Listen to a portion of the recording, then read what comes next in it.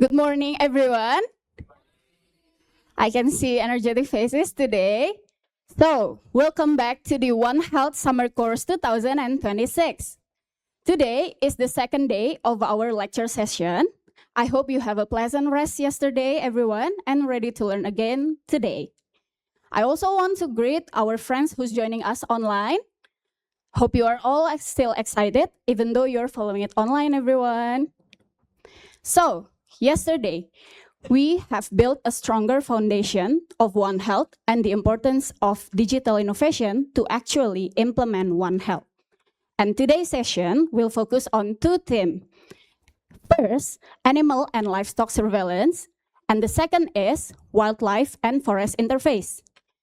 For this morning session, we already have our three outstanding speakers here with us from Universitas Gadjah Mada Indonesia, from University Malaysia Sabah, Malaysia, and Auckland University, New Zealand. We really hope that today's discussion will further strengthen our understanding of the interconnectedness of ecosystem health, wildlife, livestock, and human health. Now, without having to wait any longer, we will start our morning session that will be led by our third moderator, Dr. Alvin Harjuno Dwi Putro, Master of Science. A brief introduction about Dr. Alvin. He is a lecturer of Department of Parasitology, Faculty of Medicine, Public Health and Nursing, Universitas Gadjah Mada. He is also a member of the Monitoring and Evaluation Team, Master Program in Tropical Medicine, Universitas Gadjah Mada. He is also conduct research on parasitology and vector-borne disease, including scabies diagnostic and insecticide resistance in Aedes mosquito. So everyone, please welcome Dr. Alvin. Time and stage is yours.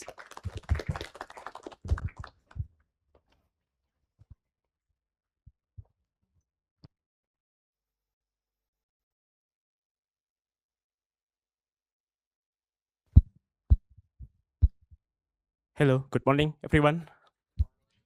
I'm Alvin, and thank you, Miss Catherine, for the introduction. So today, without further ado, let's start our first discussion with Dr. Bayu.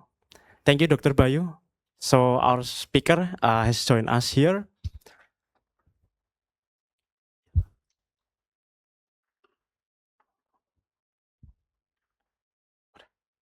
Okay, so I would like to read short resume for Dr. Bayu. He's an assistant professor and researcher at Department of Biostatistics, Epidemiology, Population Health, Faculty of Medicine, Public Health and Nursing, Universitas Gadjah Mada, Indonesia. He is expertise in epidemiology, infectious disease surveillance, maternal and child health, health system strengthening, and outbreak investigation. He is also a contributor to epidemiological studies on COVID-19, wastewater-based surveillance, measles, rubella prevention, chikungunya, and foodborne disease outbreaks, and maternal health care improvement. So, okay, everyone, please welcome our first speaker, Dr. Bayu. Time and place is yours. Okay, thank you, Dr. Alvin. Good morning, everyone. Okay, so today I will talk about One Health related with human, animal, and environment with a case study based on anthrax outbreaks in Indonesia. Okay, because we have limited time for the presentation, so I just go through the presentation. Okay, wait.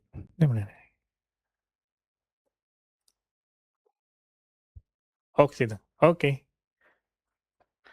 Wait. Sorry. Okay, so today we will talk about the human-animal environment interface. It's the connection between these three that build the One Health paradigm. So we know that in One Health, we have like philosophy regarding that the health of people, human, is related with the health of animal and environment, because in our daily life, we also have a connection with animal, regarding what do we eat, and then about regarding the workplace because we have livestock, and then we have farmer, and then regarding environment.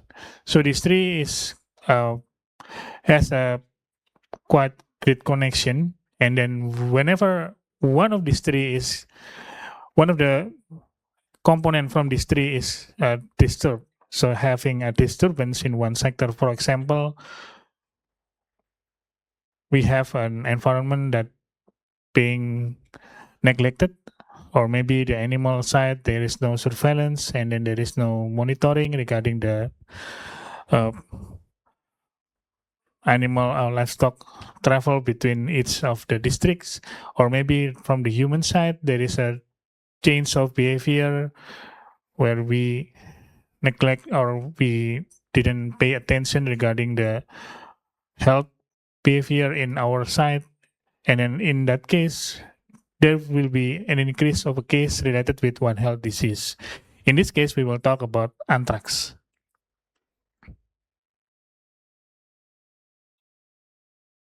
Tidak mau.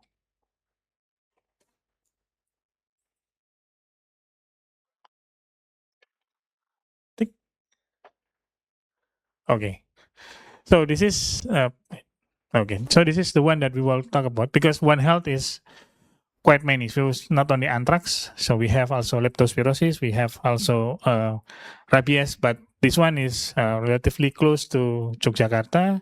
Other than leptospirosis, we have several outbreaks in one of the districts in Yogyakarta.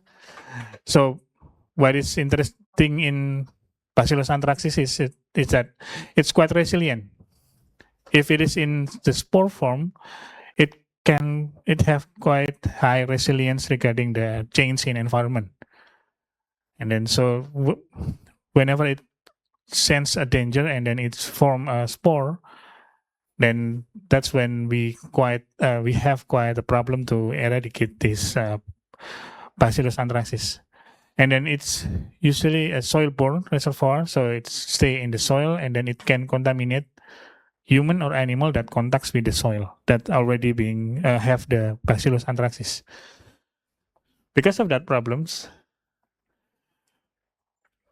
and then combined with the biology persistence of the chemistry of the soil, and then we have quite high rainfall sometimes in some of the season, it could also increase the possibility of the infected soil to move the anthrax spore from one location to another location. So that's also one of the problem in Indonesia. We have quite a high rainfalls in some of the season, and then there is also topography in one of the district in some area. Usually in anthrax, what makes it quite difficult is that the topography in the area that has been there is an outbreak, it become difficult because there is a high, quite challenging topography because it's like upland. So it's like they have high ground and then there is a lower ground. So then combine that with the contaminated soil and the rainfall, the possibility of the movement or the mobility of the anthrax spore from one location to another location, especially from higher ground to the lower ground, is quite high. And then because of that, because of those two, the pathogen environment and combined with the human, it's not a big news that changing human behavior is quite difficult, and it's also one of the example that we are going to Recording see in progress. in one of the case of the outbreak, that changing the behavior of a human is quite difficult whenever it's involving socio-economic factors. When there is a socio-economic, especially the economic factors involved in there, changing human behavior become quite difficult because they usually will prioritize economic rather than health side or health sectors. Combined with that, with the resilience pathogen and the quite dynamic environment with the challenging human behavior, that's make anthrax become like endemics, or maybe will be another case followed by another case in every years because of combination of these three and the disturbance between these three. Usually the disturbance made by the pathogen or the human. Usually by the human, because usually it's introduced by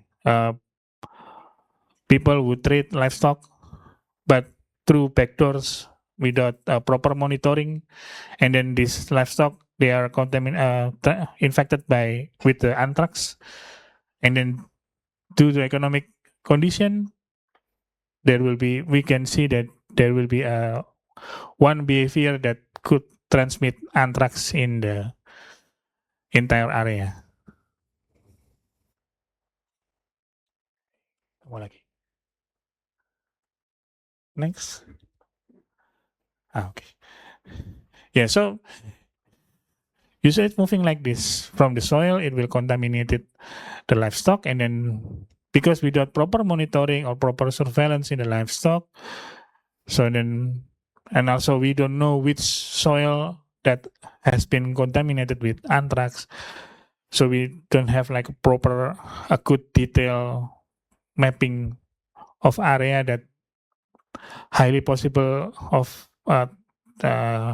having anthrax in the soil, except for those that already have an outbreak in there. But for the area that didn't have any outbreak, so we don't know whether there is a quite high risk area for the soil. But from there, the spores will contaminate the livestock, and then because there is no proper monitoring or proper health education to the livestock trader, then they will trade, and then usually it happens through a backdoor channel, which means that it doesn't happens in a proper market of livestock. Usually they trade individually through some broker or trader, one trader to another trader, and then because of that, then there will be a spread of anthrax. Okay, so the primary drivers that we are going to see is, other than topographic and the livestock traits, there is also a surveillance gap, which it happens in both sides, in human and in animal side, and also in environmental side. So we still have quite a big challenge regarding surveillance and monitoring of anthrax, and then also the other one health like lepto and rabies.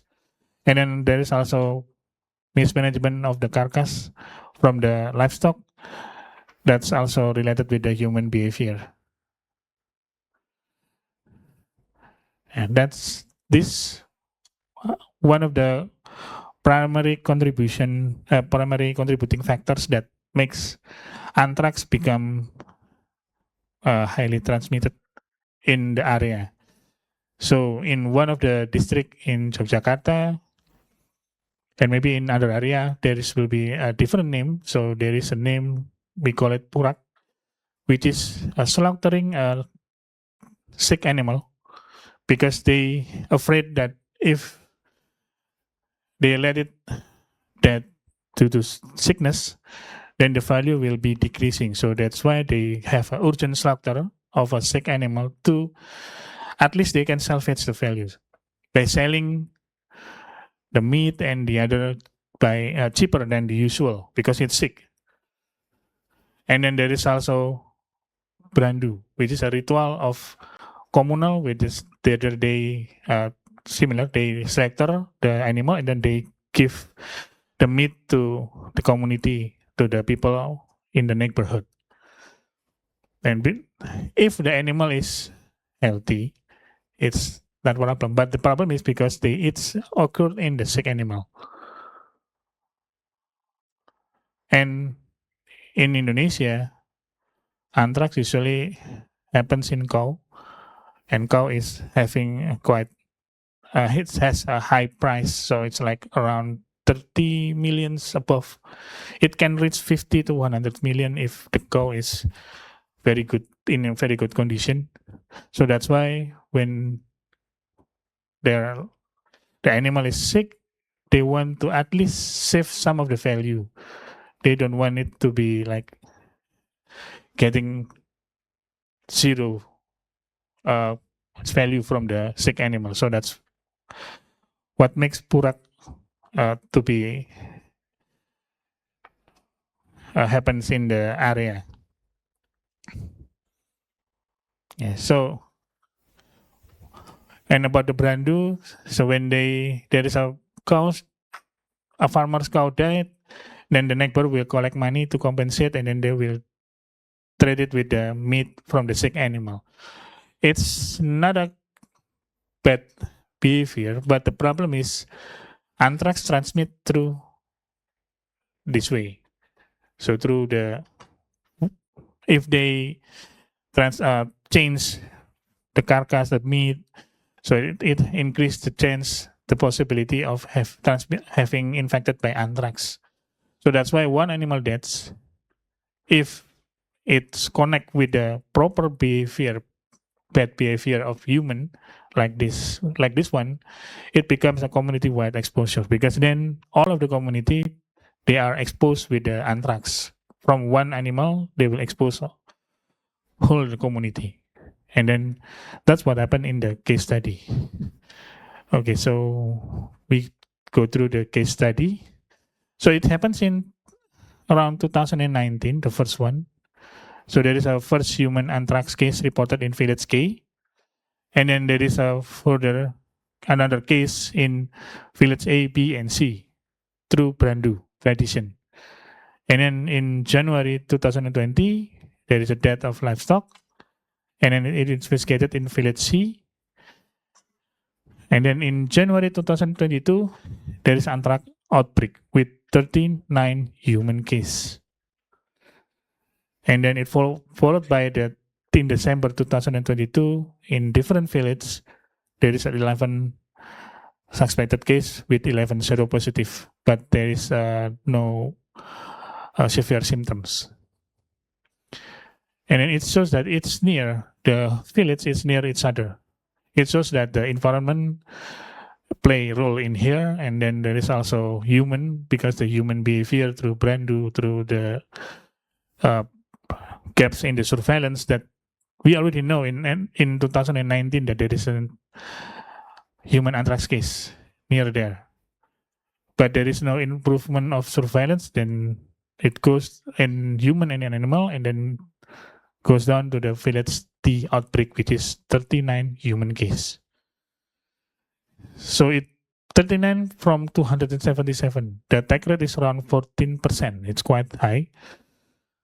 And then, so if we see how the outbreak unfold, how the case spread, that it start with one of the villager cow, it's become sick, and then when they know that the animal is sick, and then they usually already know that this is anthrax. So that's why before the government or the district office come and confiscated their animal, so then they start to do the slaughter. And then they do it without a proper protective device, without protective clothes and others. So they just do it like usual without any protective device. 4 people cut the meat and then packs into 65 packets of meat. It distributed to the 63 people. And then as we can see, there is a first 4 patients with anthrax symptoms seek care at Puskesmas. And then after that, there is an investigation. And it shows that it becomes an outbreak, because then it's increased into 39 cases. And then there is a mass treatment, blood sampling, and they also look for the sample from the meat that hasn't been consumed, and then they confiscated all of the meat, and then they also track down where the location of the slaughter, because we need to know and mark the area that the slaughter being done, to make sure that there is no one got near there, and then test the soil whether it's already contain spore of anthrax or not. if you can see, most of them is young adult, and then there is also children, around 14. Most of them is the young adult is a farmer, and then because it's already being distributed to the community, so then we can see there is a child case that belong to the less than 5 years old and around 6 until 11 years old, because it's already being distributed in the community. And then because they know that the meat is probably has a disease, but they still consume, because having a cow meat is quite in a cheaper price. It's quite a privilege in that area. That's where the socioeconomic factors affecting. Because if an area it doesn't have any problem with socioeconomic factors, so there is no problem with the economic, so then they will not resort for cheaper cow meats when they already have a good economic status. This happens because they have a quite not a good economic status. So when they get coal price that's usually maybe around 50,000, and but they only need to pay around 10,000 to get that meat. So then they choose to get the meat and along with the risk, and then this happens, and then it occurs like this. So it happens like we call it in epidemiology, it's like common source, because we have a one peak of the epidemiology curve. It happens after the brandu, which is after the slaughter, and then it's because from one source, one cow meats that spread to the community, so that's why the peak is only one. After the meat is taken by the government and all of the meats is taken and then they dispose the meat, the case is stopped. There is no another additional cases from this village. And then most of them has a fever, is a similar symptoms in anthrax. There is also skin bule and then under itching. Some of them have diarrhea and reddened skin. And then this one interesting that as we know that in anthrax transmission, human behavior is one of the key factors, and then we can see that just holding the meat,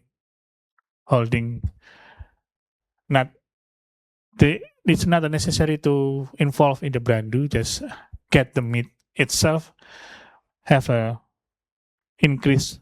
So people that hold the meat or get the meats without involving in the brandu, they have risk of increase of odds becoming anthrax case 6 times higher.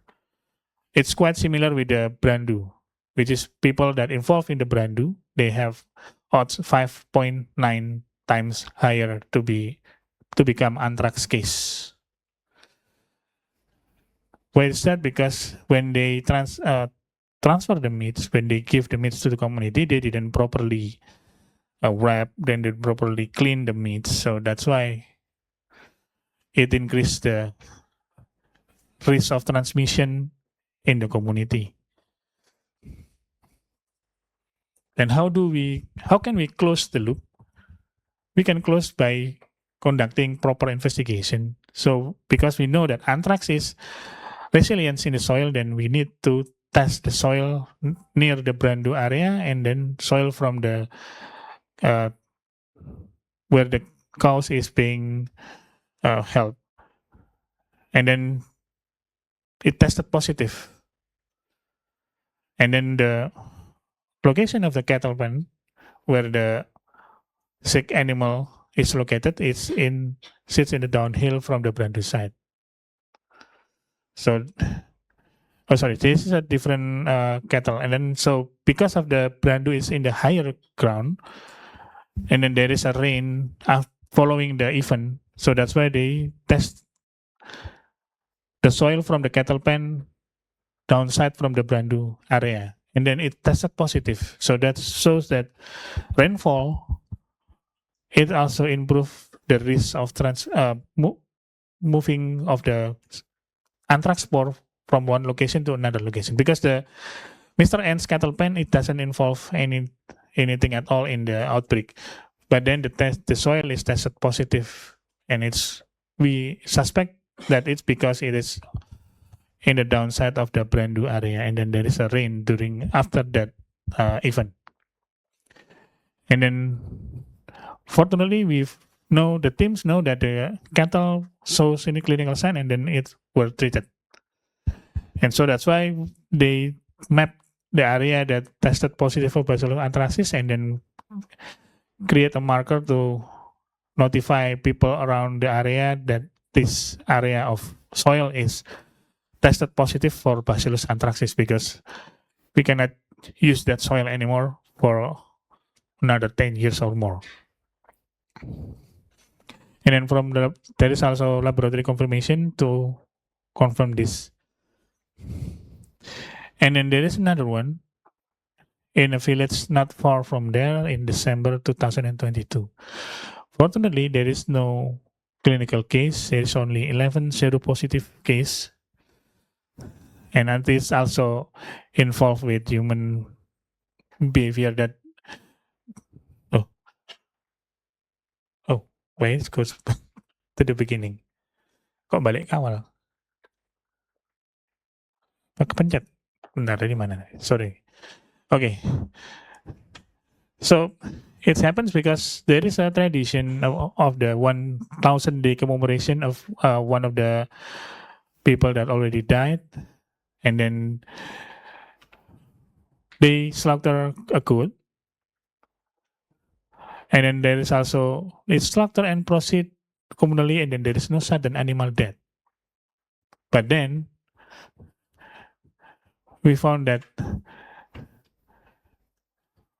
the soil there is a 11 to 17 samples seropositive of anthrax in the patient, because there is a single patient that present with non-healing lesion because they have diabetes. It's first mistaken for diabetes, but then it tested for anthrax.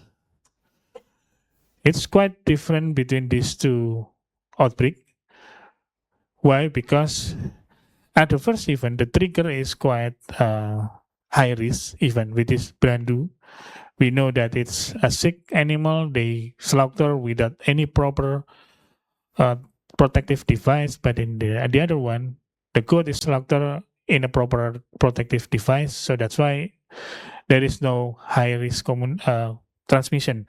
And then there is only small scale of event. It is commemorating 1,000 days of the grandmother's died.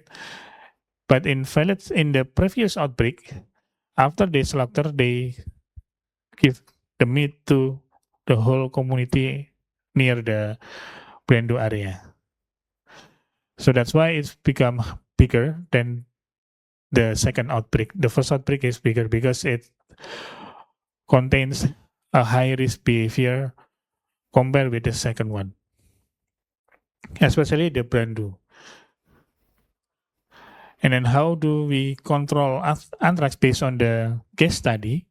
So we can, based on this, we need to learn that when we conduct outbreak investigation of anthrax, we need to do an active case finding, door-to-door tracing people who receive the meats or people who involved in the slaughter to find every possible cases in the area. And then we treat, and then we do a multi-source sampling, not only soil, but we also collect from the human. And then dispose the carcass and meat in the proper area. And then make sure that coverage of the livestock vaccination is high. And that's also, this part is part of the animal side. And then there is also environmental control. And then, because we know that anthrax stays in the soil, and then that's why we need collaboration from the environmental side. Because in this case, in the anthrax study case, it's not only human that should be involved, but also animal and environmental, because we know that human side, the human doctors, they cannot do the vaccination to the livestock, and then they cannot, and from the human side, they cannot do the monitoring of the environmental, the soil, to the formalin spraying and the others, because it's not, they are not equipped with skill regarding that. So that's why we need the environmental side for this one. So that's why by improving human health, animal health, and environmental health, we can have a good control of the anthrax. And regarding the behavior, we need to break the brandu. But it's quite difficult. The government itself, they already try to create like replacement money for livestock that get sick, but the number, based on the interview with the community, they say that it's still, they still think that it's cheaper than what they think that they will get regarding the sick animal for the replacement money. But then what can we do? We can still educate them that at least they can still get the money by delivering the sick animal to the government, not slaughter by themselves. But it's quite difficult because the price of the cow is quite high. So when one farmer had their cow sick, and then they only get replacement money, they know that they only get small replacement money, then so that's, they think that it will be better to, or similar with the one that they will get with the true brandu, then it means that they can, for them, it's better to do the brandu because they still not having a good acceptance regarding the program. So that's why it's quite hard to break the brandu cycle, because we need to do a comprehensive health education, and then we need to make sure that they know the risk of the anthrax is quite high if we do the slaughter without protective device. And then the other things that also important is vaccination for the livestock. We need to maintain the vaccination, the coverage, and then also monitor the movement of the livestock, because one thing that quite difficult in surveillance of the animal side or the monitoring in the animal side is livestock movement controls. Because in Indonesia, as we know,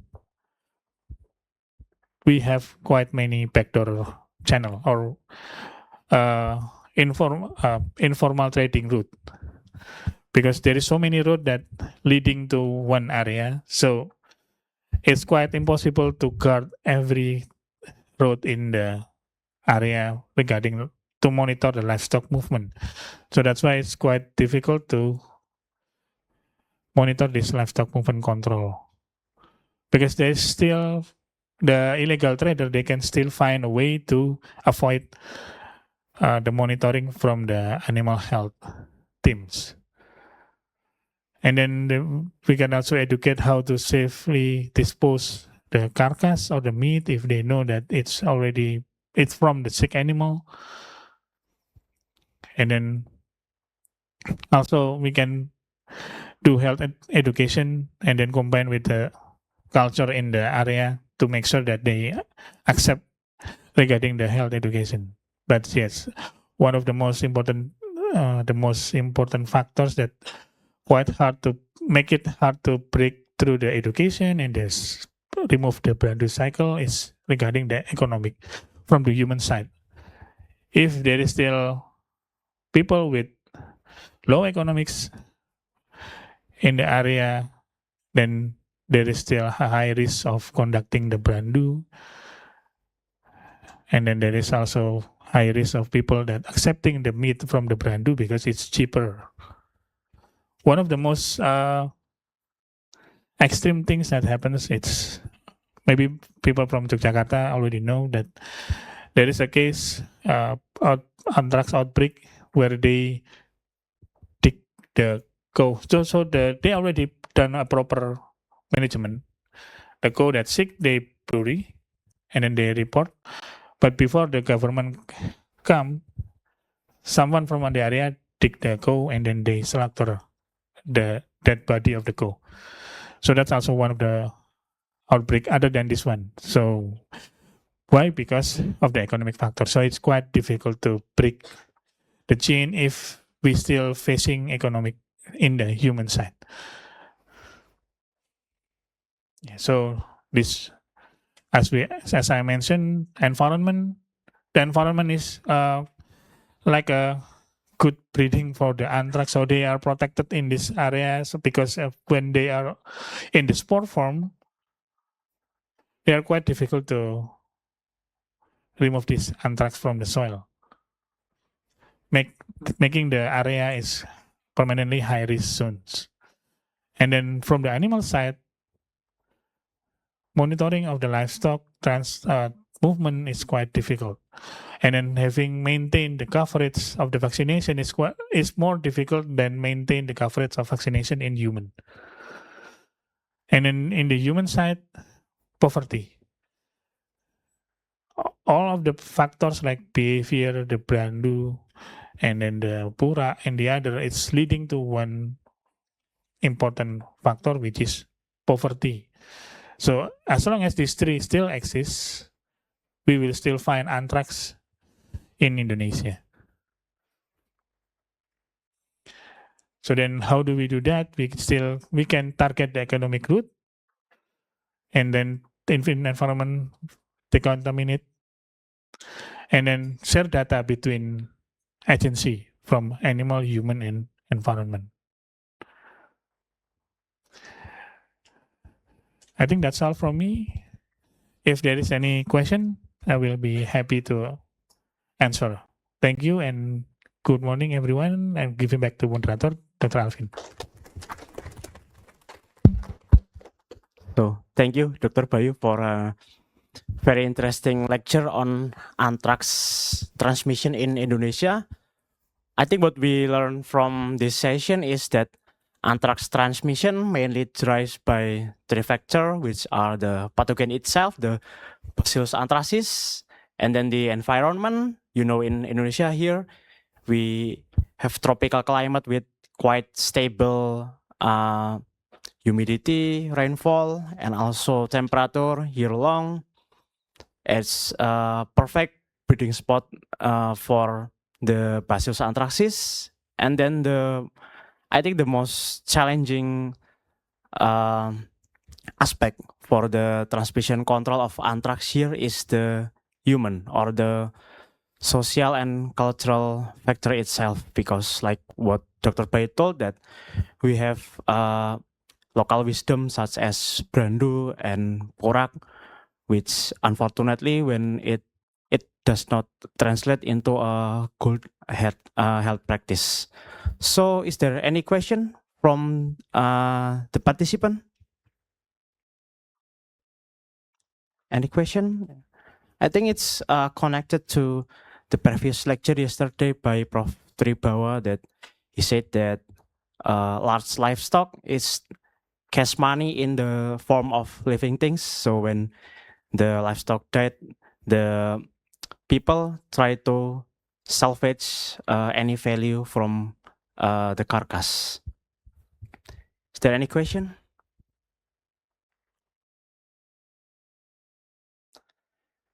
And I think for a fun fact that in the Javanese tradition, we also caught large livestock such as cattle, buffalo, with Rojo Koyo. Rojo it's king, Koyo it means wealth. So it's a symbol of wealthy. So it's will be very unfortunate even if something took the life of the livestock, including anthrax. Any question for the transmission of anthrax? Okay. So please introduce yourself and mention the question. Okay, thank you for the interesting explanation, but it is very complex issue if you talk about the anthrax that happened in Gunung Kidul.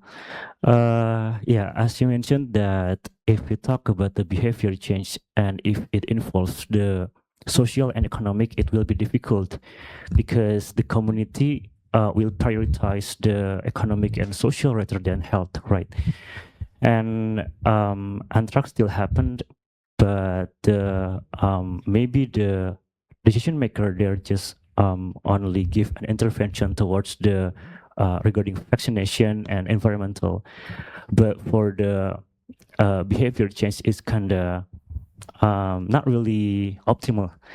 But in my opinion, if we want to increase the health quality of the community, the behavior change should be implemented. Yeah, there is no option for not doing that.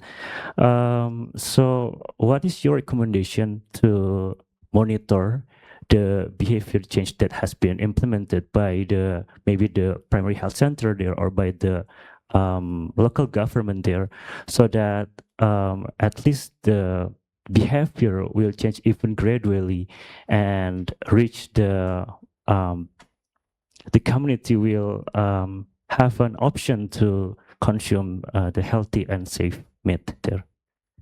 Thank you. Okay. Thank you for the question. So it's quite interesting. One thing that I learned through all of the stages of education that and from the bachelor and the doctoral, one thing that I know that changing human behavior is the hardest thing to do. In anything, any disease, any health outcomes, any health problems.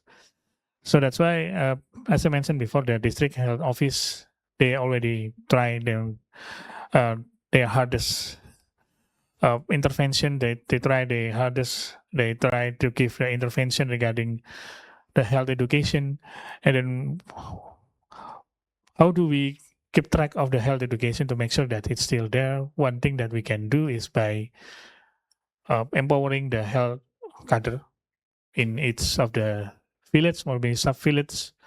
So one of the we can say that factors or maybe resource that Indonesia has is we have health cadres, we have PKK cadres or family cadres that we can use that to monitor the change of the health education or to give health education to make sure that the health education is giving regularly in the field by using the health cadre. And that's I think that's also one of the program the integrated primary care focusing on by improving the work of the health cadre or the function of the health cadre in the community. One of the function is by giving health education and monitor health condition in their area, because we know that if we only rely on district health office and puskesmas or primary health care, they cannot do much because they have limited resource and they must cover the whole village, and sometimes in one puskesmas they must cover 3 villages, and so it's quite difficult. So that's why the role of health cadre plays there.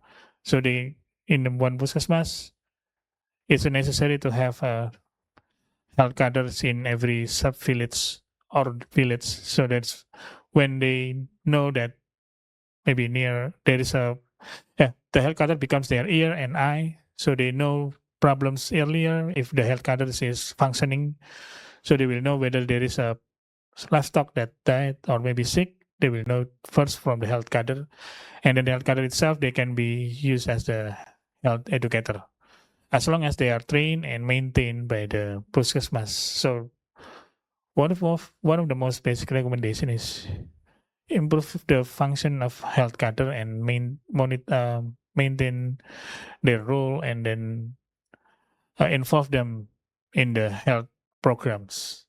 And hopefully by the integrated primary care program from the Ministry of Health, we can see improvement in health cadre. And then aside from that, I think the government already tried to solve the economic problem, but yes, because of the district itself, they cannot just say that if there is any cattle died, we will replace with 30 millions until 50 millions. No, they cannot do that because their budget is quite minimum for a case like that, because anthrax is not that uh, one or two cattle. Sometimes there is multiple, so they cannot change. But at least they can offer some economic value, even though it's minimal. But hopefully they can improve it into a more acceptable price. I think that's all.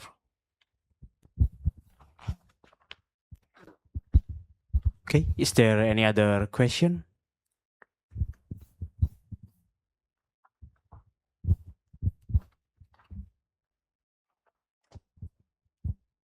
Okay, please introduce yourself and mention your question. Thanks for the opportunity, Dr. Bayu. I would like to give some question, like how we usually or ideally do surveillance environmental regarding the anthrax, like how often do we do the sampling the soil, something like that, like is it like when we only find the case and we do the sampling, or you do that regularly?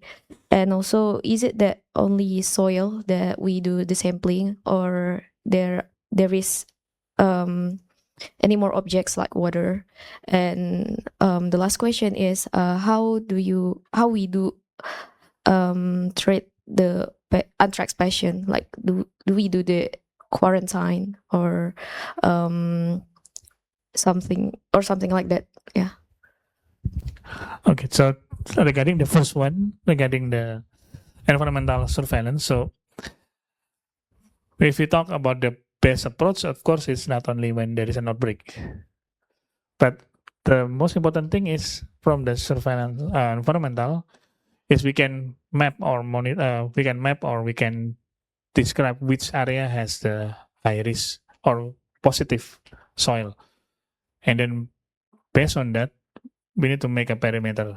So we know that if we know something like that, then we can create map of area with high risk of anthrax. Then we can share the data with the human health and the animal health to make sure that in the area of high risk anthrax, we need to make sure that the animal coverage is good, the animal vaccination coverage is good, and then the human behavior it's need to be improved. And then so that's one of the important things, because if we don't know, we only know from the outbreaks, so we only have the data regarding the outbreaks on that area that didn't have any outbreak yet. We don't have that kind of data. That's also one of the downside if the environmental surveillance is not working. And then what kind of object? I think the most important one is soil, because that's the most usually contaminated by anthrax. If it is water, I don't think so, because usually they become problem like from rainfall. They help move the soil itself. So it's quite, so for example, if there is a river, so we don't test the water in the river, but we test the soil near the river, whether they are contaminated by anthrax or not, because the one that they move is pour in the soil usually. And then I think the second one, could you repeat your question? How do we treat the anthrax patients, like quarantine treat or So usually we don't need to quarantine, but they need to have a treatment and then make sure that, because it doesn't transmit through like influenza, something like that. No, it transmits from the meat or blood from the animals. And then as long as we keep healthy behaviors, not so we don't usually we don't touch people lesion or skin lesion. We don't do that, so that's safe. And then the only thing that we do is for the anthrax patient is we treat them, we bring them to the postesmas to see whether they need referral to the hospital or not. If they have a comorbidity, then maybe they need to be referred to the hospital. If not, they can be treated in the puskesmas or in their home. That's usually the standard things to do. They don't need to be quarantined and then in one house, and it doesn't have to be like that. Oh, so they can stay with their family in one house. Yes, as long as they pay attention to the health behavior, so they didn't change like towel when if they are still sick, to make sure that they didn't contact each other with the skin lesion or something like that. Because usually the anthrax that happens is the cutaneous anthrax. So the other anthrax, for example, that one transmit from the air, it only happens through bioterrorism. It's quite rare to happens in anthrax transmission in community. And then there is also one case of some case of anthrax through injection, but it happens only for heroin user. So it's narcotics, because the heroin or maybe the substance is they are contain anthrax, so like they are get infected through there. But the one thing that usually happens is cutaneous anthrax. It's the most common thing in there. So it's not that infectious as the other, as long as they didn't contact with the they didn't involve in the brandu, or they didn't hold the meat or process the meat with a protective device. If they process it well, it will reduce the risk. Thank you. Okay. We have one question from the two questions from the participant in Zoom. Could you show it?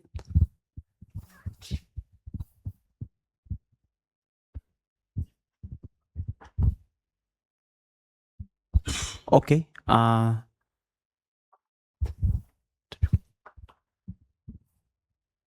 Participant from Zoom. Yeah, please, if you have. Okay. Please introduce yourself and mention your question.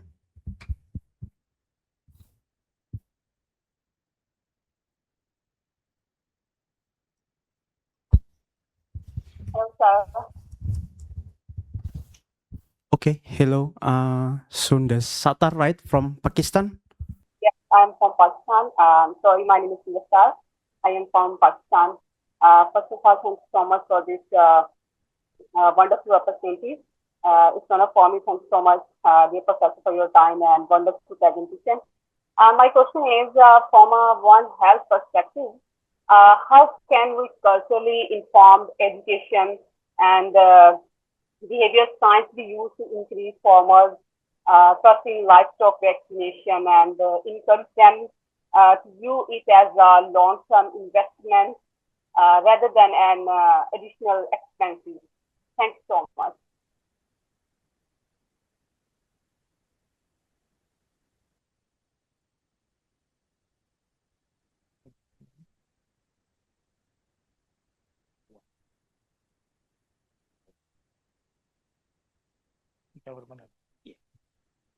Okay, so as first of all, sorry if I cannot catch your question clearly. So I think it's related with the implementation of One Health. How do we improve that? So in order to do that, we need to know. First of all, we need to make network between these three agencies, which is the environment, animal, and the human health. In Indonesia, we have one database that connected through animal surveillance, animal health, human health, and then environmentals. And then there is also, after we have the network and the database, we need to have a regular meeting, of course. We need to have a regular meeting, and then we need to have a regulation also, because I think in other country as well, in Indonesia, a regulation that holds the One Health is one of the most important things, because without the regulation, the agency usually they will not treat One Health as an important one. But if we have a regulation that state One Health must be held by 3 agency, and then these 3 agency must share information each others, and then other things like surveillance database is managed in this regulation. When that happens, we will have a good implementation of One Health. So, but then I think that's from me. Thank you so much, Professor, for your answers. Thank you so much. Okay, so this is the second question from participant in Zoom. From Solangia Dos in Timor-Leste.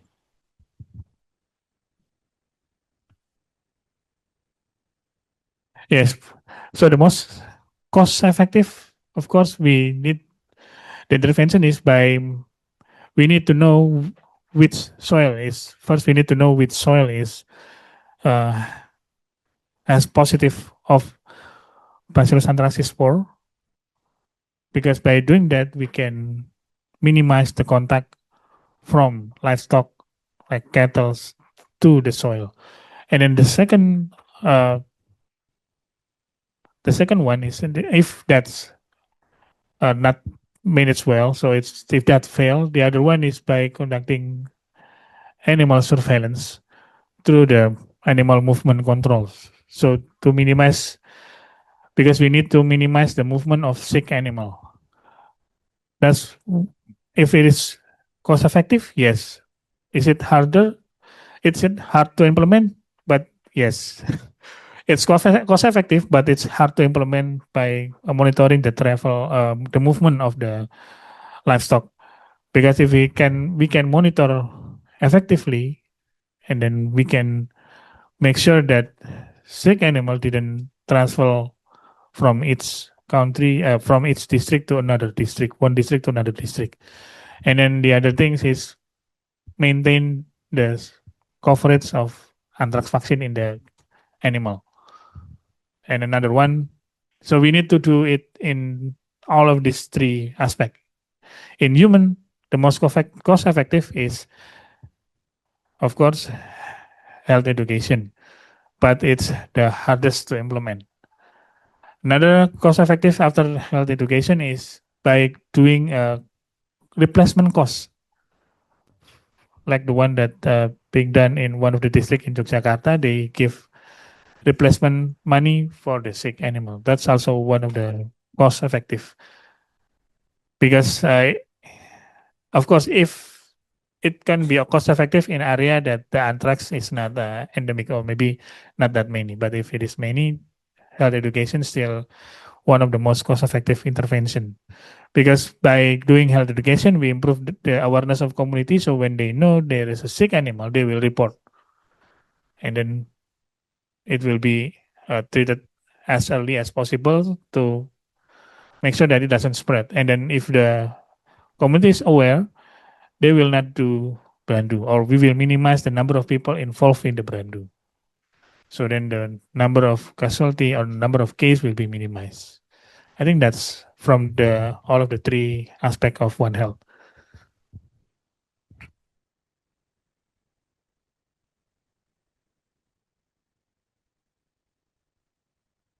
Okay, thank you for the lecture, Dr. Bayu. So I think we still have one more question from the Zoom, or oh, okay, sorry, from offline participant. Good morning, everyone. My name is Mahathir Omar Fahad. I'm from Bangladesh. My question is, I would like to know your perspective. I'm talking from Bangladesh perspective. There's a recent anthrax outbreak in late March this year in Bangladesh in a border area. So what we have observed that most of the rural farmers rush to slaughter and sell the meat from the sick cattle, actually, to avoid their financial loss, which we can assume that causes anthrax outbreak. So my question to you is, what do you think the government should have, or the government, is there any contingency, especially financial contingency plan a government should have to minimize the financial loss of the rural farmers? Do you have any recommendation on that? Thank you.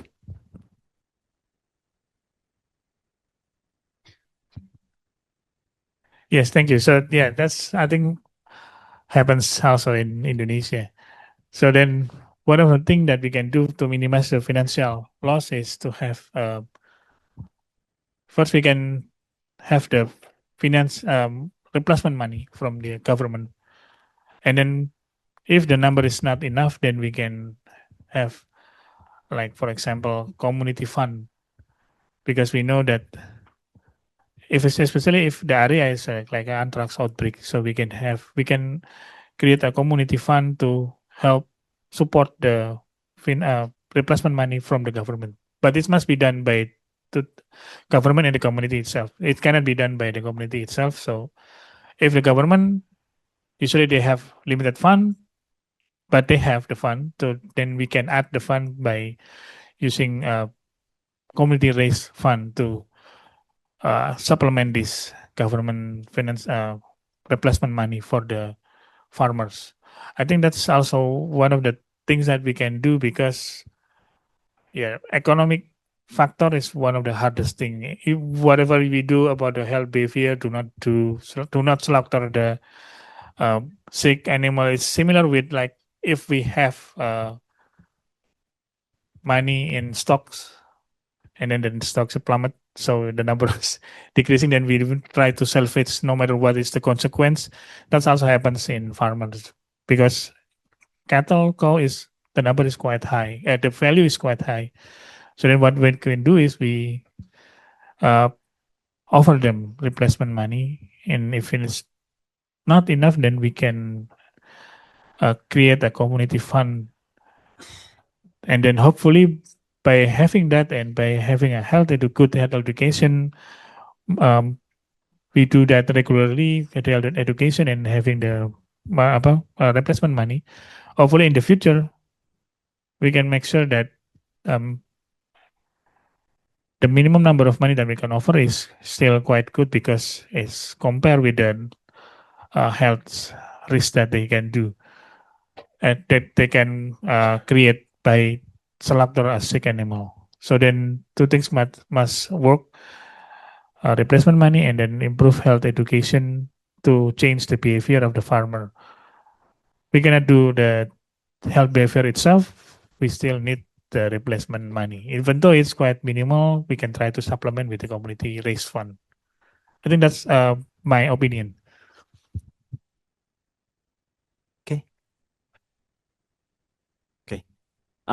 Sorry, but unfortunately time is up because Dr. Bayu has a trip to Jakarta, so he need to catch up. Maybe you could send your question to the email. Our email, we will forward it to Dr. Bayu. Yeah. So we are working on the behavior and each and everything of cow. Thank you so much. Hi guys, I'm from Pakistan. Currently, I'm pursuing my PhD in MECOM University. So one of our topic is like animal intelligence system. We are working on SAPI cow. We are working on like 4 to 5. One is like surveillance system to know the weight and health of cow, and then we have to seed or we can diagnose what diseases suffer from. So like the question is pretty simple. Like some sort of farmers, they suggested us during the trips when we went there to visit the castles, and they were like saying that we need to check the behavior. So how would we know the behavior of cow? So I mean, like if I'm sick, let's suppose if a person is sick, he pretend to be fit, but how we can know the behavior? So initially we cannot determine. So let's suppose I'm a new person who traveled from Pakistan to Indonesia. So I start getting the system. How should I understand the system? Like how the cows getting sick? I mean, I'm familiar with the Pakistani culture rather than Indonesian. So I just need some comments. Okay, so it's a little bit. So you're asking that how the cattle get sick. or how the behavior of the cattle. Yeah. The behavior of the cattle. Okay, so, but first of all, I'm not a veterinarian, so I don't know exactly. But when we see the AI era, I think it's quite a good things that we now entering the AI era. So one of the things that I can suggest is that by having collaboration with a veterinarian and then with a local farmer that have a cattle, cow, or other things, other animals, then you can study the behavior and then model it using AI. Then by using that, maybe we can use create a machine learning. Then we can predict if the behavior of the cattle is like this, then maybe it's a high risk of possibility that. So it's similar like predicting the behavior of a human with to see whether he is faking symptoms or not. So I think that's the most thing that I can think about by using AI. So AI is thing that we must grab, not we must fear.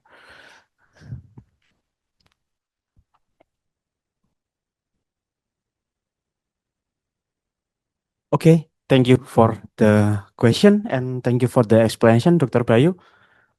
So we now have reached our final session of the first lecture today.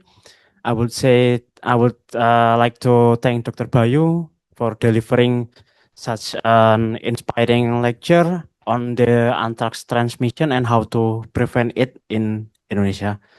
So let's give our last applause to Dr. Bayu. Terima kasih. Okay, so we have a souvenir for Dr. Bayu. Maybe take a picture.